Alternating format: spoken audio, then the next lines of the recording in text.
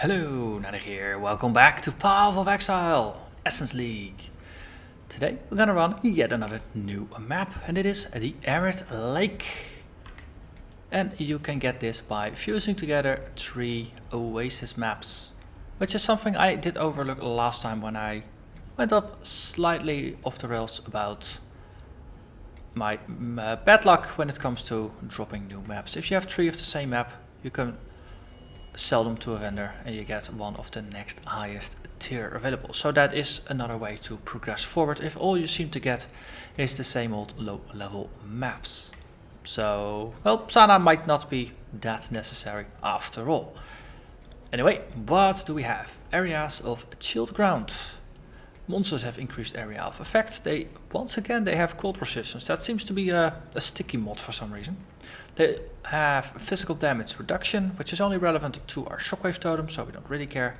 And they deal extra damage as cold. 65%, that's quite a bit, but our totems will be taking the brunt of it.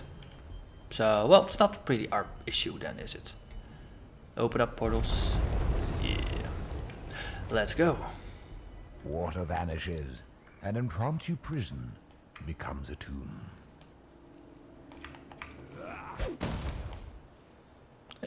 Ooh, Screaming Essence of Exile. Yeah, no. The totems are going to be the ones catching all the attention. Don't want to really be standing in the middle of all what's happening there. Heralds of... yeah, it's just heralds. Heralds of the Totem EU, or of the obelisk. Okay. That one killed himself. So it seemed like he was just flamethrowing into a totem. And every time one flamethrower hit him, it backfired and the totem exploded for 8% of its own maximum life. Quickly killing the mob in the process. Legacy of a Vigor. Let's deal with that.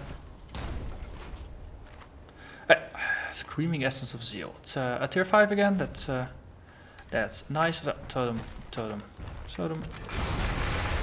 And we'll curse them just to make it easy.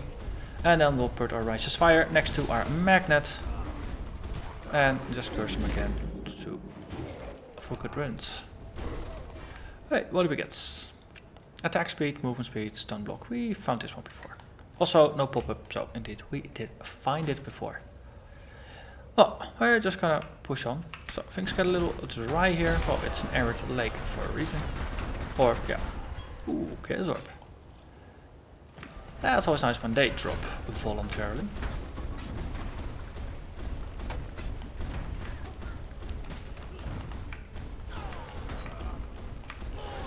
That said, if you're not swimming in the chaos, doing the chaos recipe is a pretty decent way of getting yourself some chaos to trade with. Hello, get a map. I think we need one more to trade those up to the next tier as well. Okay. Upside of these, yeah, what are they? Cannibals, barbarians, bandits. They just suicide run themselves into the totems, which is a nice change of pace for some of the mobs that you really have to just chase after. And I saw some electro totem stuff or shrine stuff. I don't want to be here anymore. But we even failed to get the thing. Hey, less monsters. Let's try this again. I want the shrine. Yeah. Last time I got ambushed by elementals. Failed to get the shrine. Sad trombones all around. This time we rule. And we're just burning them all. Oh, look, it's another ghetto. I think we have found our next map. Life is so good when things actually work for a change.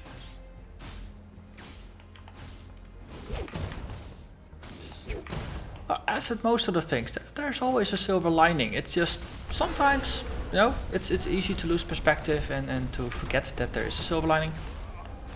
Because you're just too fixed on the problem or the thing that's not going according to expectations.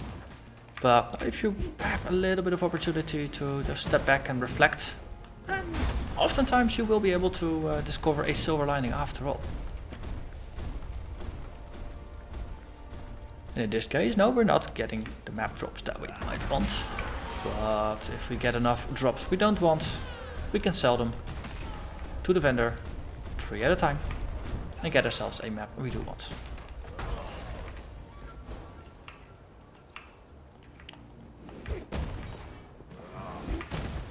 Ooh, you. So that actually does tie back in with what I was wondering out loud, like why did the devs design it this way, that there's no like guaranteed way for certain maps to drop or things like that, but there is a system in the game that will do that for you. You just have to remember that it exists. Let's see, freeze you when activated, +4 chest level, that's interesting. That's a level 74 items. It explodes and summons skeletons, so burning thing next to it, attractive thing. Oh, and I shouldn't get frozen, so let's just hit my unfreeze button. Unfreeze buttons, they are really good. Also known as flasks of heat. And you are just screaming, so get away. Ooh, dungeon, that's tier 4. Nice. That's the next best thing. So if we just take a very quick step aside. We're currently running Arid Lake. Dungeon is the next one. And we've been finding a lot of ghettos which we can upgrade to as sewers. This is tier 4, so we're gonna run the sewers before we do the dungeon. That's how I kind of set up the rules for myself. But at least we have fun, so that's good. Also, don't explode, please. And there's an arena with lots of stuff. Yes, good. So we're not even full yet. That's also very excellent. Let's do this. What's here? Roas. Very large Roas because of the Union of Souls thing. That's my tower shield. That's a bit too big to fit. Look. Drought maddened Roa, enraged when disturbed. Oh no, looks like we broke an egg.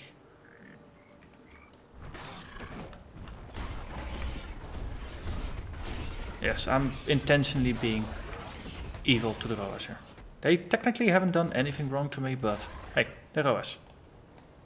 They look like grilled chickens. Maybe we can turn their eggs into omelets or something. And there's something about you can enrage the boss. Every egg that you break will enrage the boss or something here. That's why you see the nests before the boss. Drought maddened. Drops more and better items when enraged. See, that's why you do it. Charges, enemies take chaos damage over time. Is there more nests? We're gonna look. No, we broke all 3 eggs. Oh, we dodged that one nicely. Here. Oi! Stop going after me. There's totems for that. Seriously. Well, we have to keep it cursed. Also here, have some distractions. That works. Wow, the chaos damage over time really does a number on everything. Because despite adding physical and elemental damage, we don't add chaos resistance to our, well, anything. Neither to the totems nor to the skeletons. But we did manage to secure 2 dungeon maps and 2 ghetto maps. I would say that's a pretty good success. I'm to shift this around a little bit. Is there something we can pick up? Ooh, a belt, some shields, and that one, and then we're gonna go. So I think there were way more monsters remaining, so no, emptying pockets, and then we're gonna go back in and hunt some more things.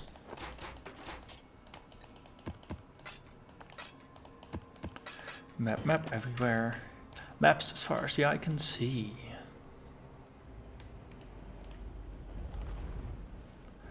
Yeah, 1, 2, 3, 4. And then we're half full again. Works pretty well. Items, some just different sizes, different shapes. This seems reasonable. So more than 50 mobs remaining. Well, we did enrage it to the fullest. It made it more angry, made it more dangerous, but it also increased the reward. So, any system that allows you to make things more dangerous, and if things go wrong, you have only yourself to blame, those are good. The more intentional mistakes you can make as a player, but the more payoff as well, the better.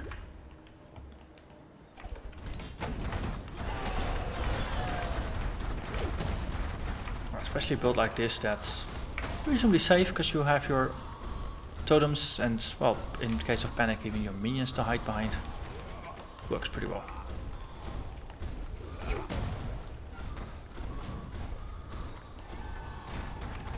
Yeah, you're doing this flamethrower thing, but that's not really helping you. And they're just burning up.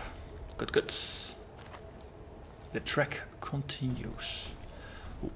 Squids. Lots of it. Yeah. Suicide squids.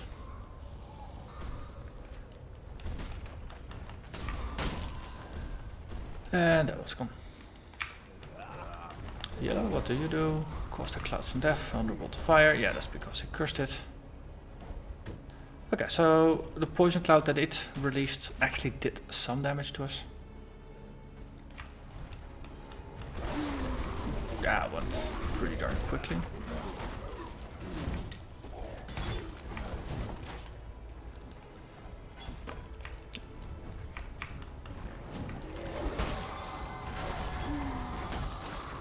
Works pretty well. Just trying a little bit of an experiment here. Can we just more aggressively push using only our Righteous Fire totems and not doing the Righteous Fire plus Shockwave Totem combo? Just going for pure damage, see if that works, and then we just have like overlapping fields of fire so we can recast them and we just build ourselves a death corridor, as it were.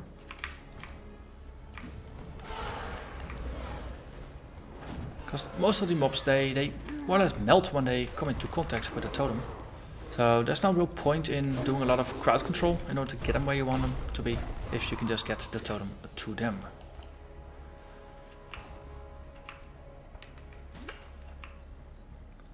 Okay, just here.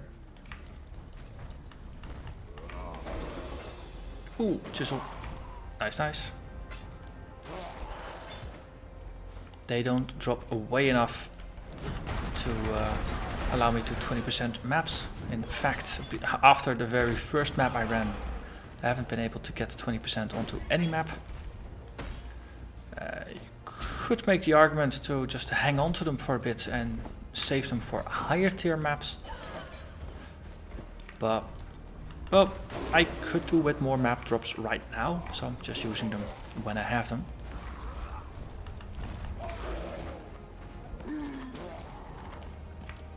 Rather than hoarding, because I know once I start hoarding stuff, I'll continue hoarding stuff, and then I'll never actually use them, because there's always a better time to use them. And that was the end of that. Let's empty our pockets again. I think we're making pretty good progress though. Haven't checked the counter in a while. We'll do that when we get back down there. So once you got the drill down, it goes pretty decently. No, it's not as fast as having a map device in your hideout, but it's not annoyingly slow. 50 mobs or more remaining still. Okay.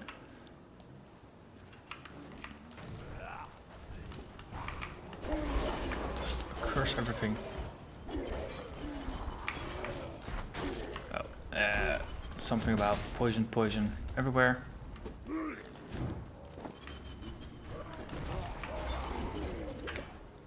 One, two. Oh, Shoppo.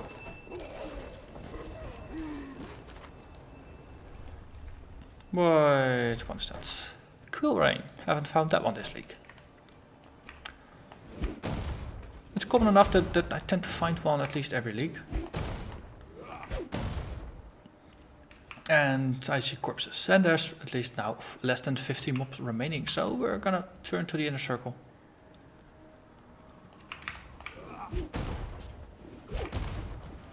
And that seems to work out. Ooh, Apprentice, Cartographer's Sextant. Those things are pretty darn rare as well.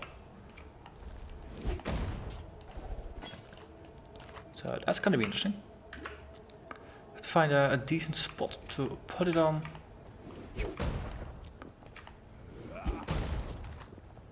I'm just chasing after mole heaps here. But we can use to enchant the map itself. And hopefully get something that's slightly more appropriate than what we had last time. Because last time we got a bonus if we were standing on elemental ground, like this chilled ground. If you would stand on it, you would do increased cold damage. If mobs stood on it, they would do increased cold damage as well. So it was something that was pretty symmetric, which was nice, but it was specifically for fire, I believe. So you would always need to roll it with burning ground, and otherwise just didn't work. Or I had it was actually, it worked for all elemental types, but I just didn't do any elemental damage myself. Did a little bit of fire damage, so it was just mostly not useful. Okay, so let's recap. We now have the Arid Lake. Next time we're gonna run the sewers, and we already have the dungeon waiting for us. So could we just enchant the dungeon, then next one, and then in 2 times, or we'll just here.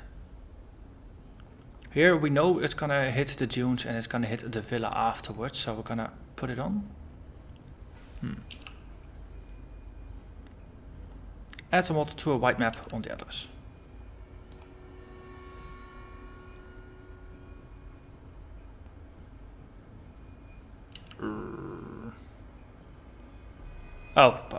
Or do we need to actually apply it to a map? I forgot how I did last time. I know I did. It did confuse me for a little bit.